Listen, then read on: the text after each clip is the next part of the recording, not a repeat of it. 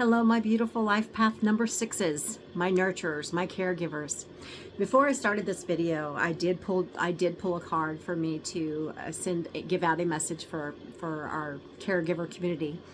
But I felt the need to set an intention or to say a little prayer about hopefully that my words are not disruptive or discouraging, and that they are met with respect and love. Because I never want to disrespect anybody else's beliefs, systems, or their personal feelings. So, but because I am human, there is those chance that I may be able to, that I will misspeak, or I will not hit somebody correctly, or it will not settle in them right. And there's always that risk. But please know, with all of my heart, I do not mean any disrespect. I do not mean to put anybody on edge or call anybody out. And yeah, I just really want to put that out there. So without further ado, with all my love, I would like to explain the card that I pulled for my caregivers out there.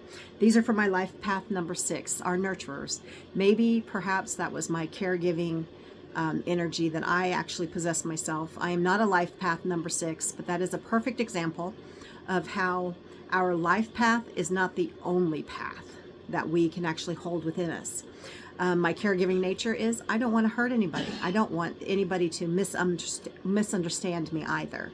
So I pulled you an angel card number because I do believe in angels, and I do believe that angels are true caregivers because they give messages. They have always been a signal of love, a signal of messages, energies, lifting, lighting the way, all those type of things, which I completely resonate with caregiving.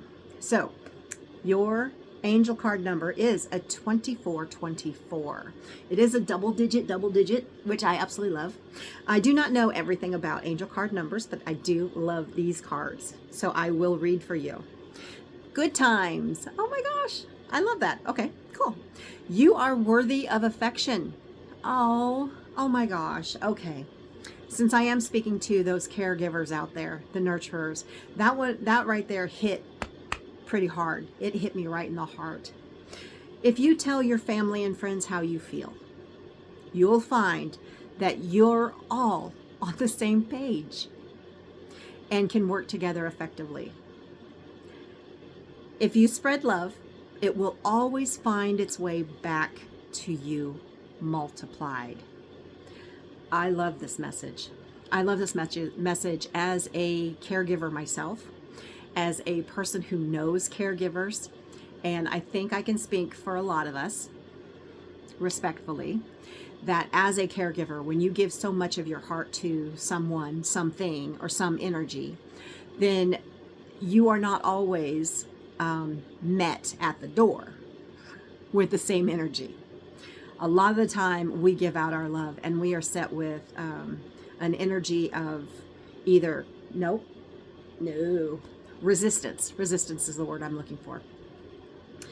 But that doesn't need to stop us from loving something or someone, right?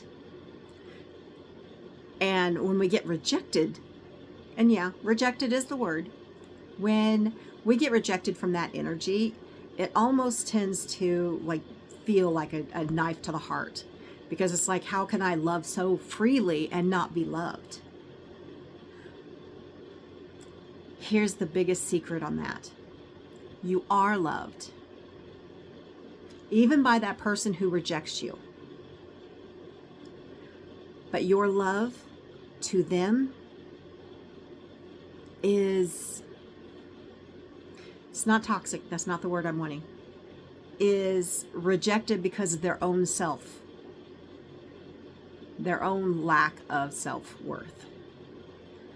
Maybe they're a narcissist who doesn't actually feel love or doesn't feel that connection the same way that you do. So it doesn't represent, or it doesn't show up the same way.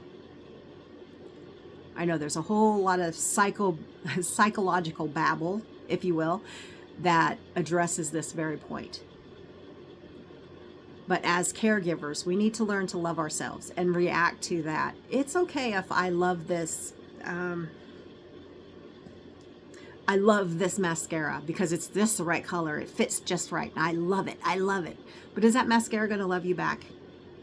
No, we know it's not going to love you back because it's mascara. So we need to, if we are going to be in this path of loving others, other things, and not necessarily think of other people as inanimate objects, but give them the same grace that we would give mascara. This mascara, if it was a live person, doesn't have to love me back. And if it does love me back, it doesn't have to love me the way I feel it should love me. I know that sounds wackadoo. I know it does.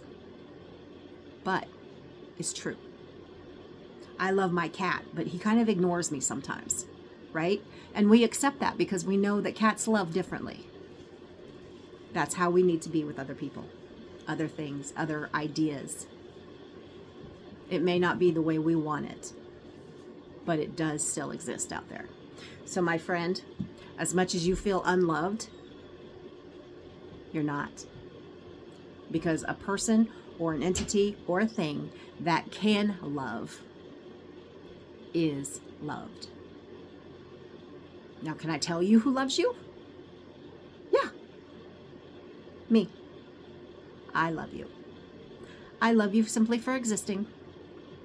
And I love you for the journey that you're on right now because you're actually watching these videos. You're seeing different videos. You're trying to understand yourself better.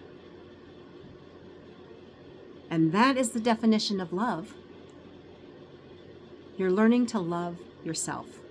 And I applaud you for that. Great job. And thank you. Because you learning to love yourself is teaching the whole world and me to love myself too.